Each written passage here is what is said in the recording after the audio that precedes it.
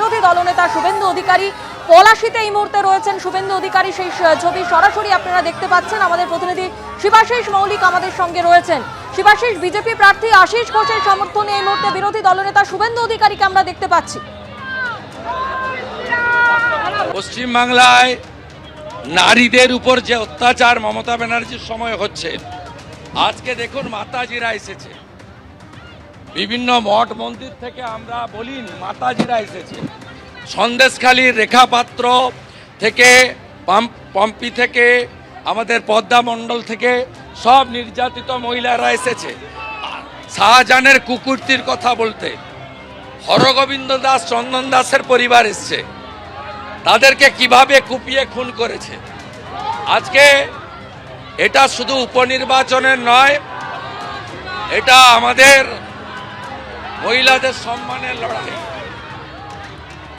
ভারত মাতা কি, ভারত মাতা কি, বিএসএফ জিন্দাবাদ। আশিস ঘোষ রয়েছেন, যিনি কালীগঞ্জে বিজেপি প্রার্থী। 3 দিন পরেই ভোট, কালীগঞ্জ নিয়ে কতটা আশাবাদী?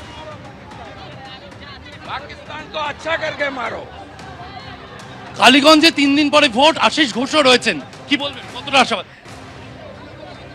আমাদের যারা ভোট দেয় 43%, আমাদের যারা ভোট দেয় না 57%। 57% কি করবে আমি জানি না। আমরা ভোটের ফলাফল নিয়েও বলতে পারবো না। আমাদের যারা ভোট দেয় তাদের সংখ্যা এখানে 43%। আমরা চাই না একটাও সনাতনী এই জিহাদি তৃণমূলকে ভোট দিক। আমরা আমাদের ঘর গুছিয়ে ভোট করাবো, বাকি ওদের চুরি আটকাবো। ওদের মধ্যেও অনেক ভদ্রলোক আছে, তারা যদি মনে করে চোরেদেরকে হারাবে আমাদের সঙ্গে আসুক। কোনো ভারতীয়র সঙ্গে আমাদের বিরোধ নেই, আমাদের বিরোধ রোহিঙ্গা মুসলমানের সঙ্গে। শেষ দুদিনে দেখা যাচ্ছে কালীগঞ্জে প্রচারের ঝড়। আপনি এসেছেন, একটু পরে সুকান্ত মজুমদার আসছেন, কাল আবার আপনাদের আমি এর আগে চারবার করে 4টা মিটিং করি।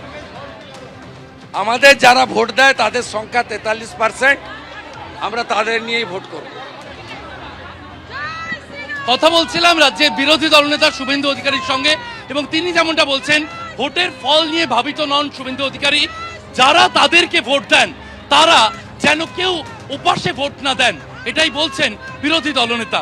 এবং ভোটের শেষ প্রচারের আগের দিন নারী সম্মান যাত্রায় আমরা দেখতে পাচ্ছি কালীগঞ্জ বিধানসভার পলাশীতে শুভেন্দু অধিকারী, রাজ্যের বিরোধী দলনেতা, তিনি এগিয়ে চলেছেন।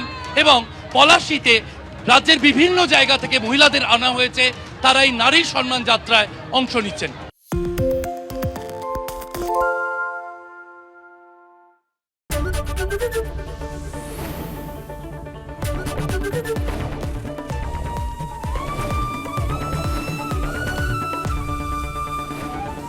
এবিপি আনন্দ, এগিয়ে থাকে, এগিয়ে রাখে।